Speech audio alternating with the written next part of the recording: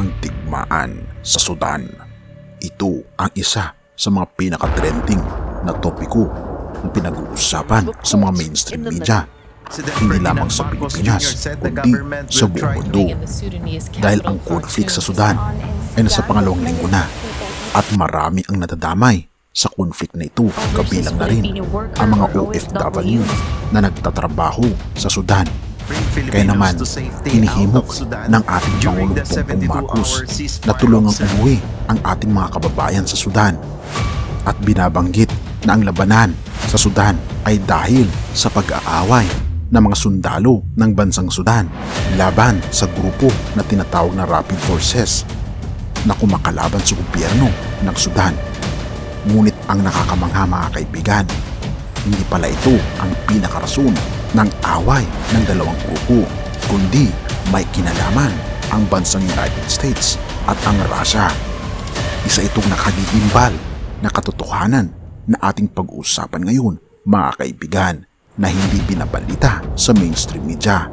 At paano ito maglilid sa propesiya sa banal na kasulatan na tayo ay nabubuhay na sa huling kapanahunan. Atin itong pag-usapan ng mas malalim, mga kaibigan. Binabanggit sa mga balibalita na ang alitan ng Rapid Support Forces ng paramilitary at ang mga sundalo ng gobyerno ng Sudan ay matagal na ito na alitan sa kanilang bansa, na umabot na raw ito ng 60 years. Ngunit ang nakakamangha, mga kaibigan, isang katotohanan ang nalik patungkol sa mga tao na nandoon sa Sudan. Ito ay base sa sikat na vlogger na si Redacted. Kanilang hinimay-himay kung paano pinaglaruan ng United States at Russia ang bansang Sudan. Nag-umpisa ang paghihimay patungkol sa presensya ng United States sa bansang Sudan dahil sa isang lab. Ito ay isang biolab na kung saan nakapangalan ang National Public Health Laboratory na inaatake sa bansang Sudan. Napakadelikado raw ng lab na ito sapagkat kung iyong mapapansin, sa bawat labanan at mga digmaan ay nagtatayo ng mga biolabs na ginagamit nilang biological warfare para talunin ang mga kaaway sa digmaan. Kaya nauso ang biological warfare na anthrax, cholera, SARS at marami pang iba na ginagamit sa mga digmaan. At ang nakapagtataka, isang simpleng civil war lamang ang nangyayari sa Sudan. Ngunit bakit may mga biolabs sa bansang Sudan? At ang may control daw nito ay walang iba kundi ang National Public Health Laboratory. Ngunit kung ating makikita ang website ng National Public Health Laboratory, ay bakit ang sinasabi dito ay page not found kung ito ay natatag 1997 pa? Hindi ba't nakapagtataka kung bakit wala itong website? At sabi ng Redacted ng mga analyst, gumamit ang mga computer analyst ng Wayback Machine. Ito ay isang machine na kung saan tinetrace nito ang mga website kung saan ito nanggaling. At nakita nila at napag-alaman na ang website ng National Public Health Laboratory ay galing sa main website na naitatag noong 2019 na may kinalaman ang World Health Organization at iba pang mga sangay ng health alliances ng United States of America. Ngunit ang tanong ay, bakit mayroon ito sa Sudan? Ika pa ng isang World Health Organization representative ng Sudan na si Dr. Nima Said Abid. Sabi pa niya, that is extremely dangerous because we have polio isolates in the lab, we have measles isolates in the lab, we have cholera isolates in the lab. So there is a huge biological risk. At kung magkataon na pag ito ay napasabog, mga kaibigan, lahat ng mga sibilyan at mga militar sa Sudan sa palibot ng lab na ito ay madadamay at magkakaroon ng malaking epekto ito sa buong Sudan. Ngunit ang tanong ay, bakit ito nandito at ano ang kinalaman ng United States of America? Ito ay nagsimula noong kinausap ng gobyerno ng Sudan si President Vladimir Putin na makipag-alyansa sa kanila at ninanais ni Putin na maglagay ng military base sa Sudan. Ngunit ito ay binantaan ng United States na pagpapayagan nila ang Russia na maglagay ng military base sa Sudan ay magkakaroon ng malaking gulo. dahil ang dalawang bansa, ang Russia at ang United States, ay ninanais nila na makontrol ang Sudan sapagkat kilala ang Sudan sa mga likas na yaman nito na talaga namang pagkukuhanan ng malaking salapi na makakatulong sa United States, gayon din sa Russia. At isa pang whistleblower na taga-Africa ang nagsalita patungkol sa totoong nangyayari sa Sudan. Atin itong panoorin, mga kaibigan. Here is why you should care about the fighting that is going on in Sudan. What's happening there is more than meets the eye, and it's time for the world to discuss the actual truth of what is going on there.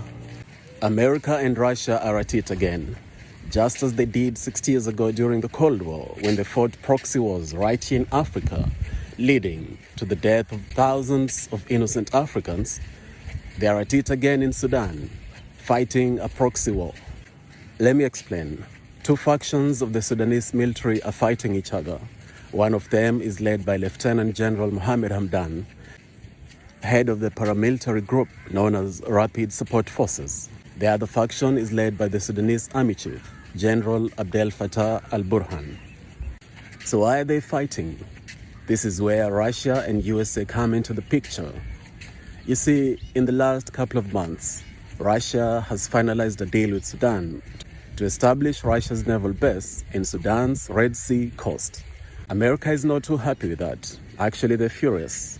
America's ambassador to Sudan, John Godfrey, expressly warned Sudan not to seal that deal with Russia, but they're going ahead and doing just that. And so when the paramilitary unit began fighting the other faction of the army, that wasn't happening in a vacuum. The big problem is that you're not going to hear this in the mainstream media. Neither are you going to hear a lot of African governments voicing this, which is very unfortunate because Africa must learn to speak its truth and stand on this truth because truth will set you free. So it is left to the African people, we the African people, to speak this truth and tell America and Russia to get off Africa, to get their hands off Africa. The days of the Cold War, the days of the shenanigans of the Cold War are completely over, and they cannot fight proxy wars in Africa at the expense of innocent African lives. That has to stop. The fighting in Sudan must stop. The puppet masters must stop their evil, diabolic games. At binabanggit sa isang cliff notes ng isang Twitter post na si V. Rosen. Noong August 24, 2022, ang US Ambassador ay na-appoint sa Sudan following a 25-year lapse. Noong September 28, 2022, ang US Ambassador ay winarningan ang Sudan laban sa pagpa-finalize ng Russian Naval Base Deal. Noong November 11, 2022, si Blinken ay hinikayat niya ang Sudan na i-consider ang pagsuporta sa rapid formation ng mga civilian-led transitional government. Habang noong December 5, 2022, ang United Nations Brokers Framework Agreement between Sudan's military leaders and leading pro-democracy parties. December 7, 2022, Blinken threatens travel ban for Sudanese who endanger Framework Agreement deal. February 12, 2023, Sudan confirms deal for Russian naval base, key players Lavrov and Burhan.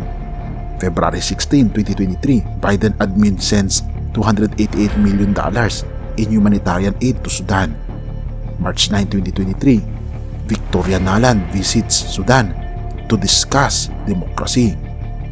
April 8, 2023, conflict escalates between Sudanese armed forces under General Burhan and paramilitary group RSF under Tekalo.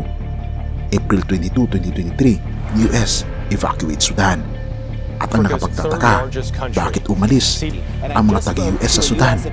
Dahil na rin sa hazard na pwedeng idulot ng mga biolabs na pwedeng pumutok anytime. At ang maapektuhan ay ang mga tao at mga inosenteng Sudanese na wala silang alam kung ano talaga ang rason ng digmaan. Kaya naman kung ating mapapansin mga kaibigan, ganito nakasama ang ating mundo. Ang mga tao ay sobrang maibigin sa kanilang pananalapi at sa kanilang sarili na hindi nila iniisip kung ano ang kapakanan ng kanilang kapwa.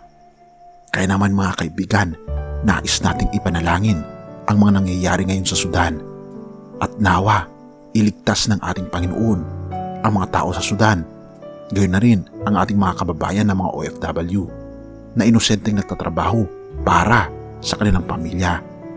Tayo manalangin.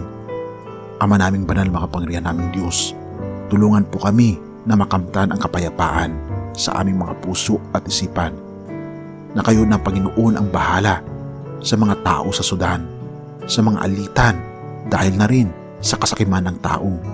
Tulungan niyo Panginoon ang mga leaders ng mga bansa na magkaroon ng payapang pag-iisip at magkaroon ng dalisay na pagmamahal sa kanilang kapwa, upang sa ganun matigil na ang mga digmaan. Ngunit tunay nga na binabanggit niyo Panginoon sa Mateo 24 na magkakaroon ng mga digmaan at mga alingaungaw ng digmaan, na ito ay isa sa mga sinyales na malapit na kayong dumating. Panginoon, tulungan kami na maihanda ang aming mga sarili sa inyong pangalawang pagparito, at nawa Panginoon, matugunan ang aming pagkauhaw sa pananampalataya at katotohanan na kailangan naming malaman, dahil ang katotohanan na muli na kayong babalik sa pangalawa, ito nawa ang aming panghahawakan mula ngayon at magpakailanman. Patawarin po kami sa lahat ng aming pagkukulang pagkakasala sa pangalan ni Jesus. Amen.